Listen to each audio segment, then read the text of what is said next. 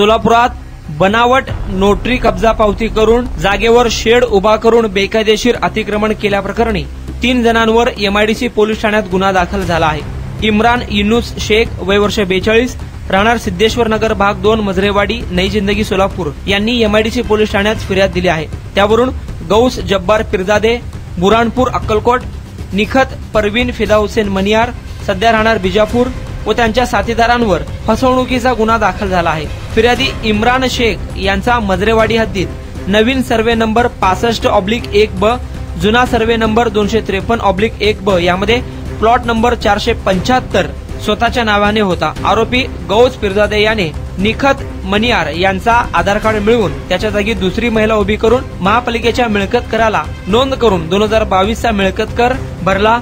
त्यानंतर आरोपी निखत मनियार यांनी दुसरी महिला उभी करून 7 जुलै 2022 रोजी 100 रुपयाच्या स्टॅम्प पेपरवर कब्जा पावती करून घेतली व यासाठी कोणताही साक्षीदार न वापरता ऍडव्होकेट कोडम यांची सही व शिक्का लिहून देणार व घेणार यांना ओळखतो म्हणून बनावट कब्जा पावती नोटरी करून फिर्यादीच्या जागेवर शेड उभा करून बेकायदेशीर अतिक्रमण केला आहे अशी फिर्याद एमआयडीसी पोलीस ठाण्यात दाखल झाली आहे। अधिक तपास पोलीस सब इन्स्पेक्टर गाडवे हे करत आहे।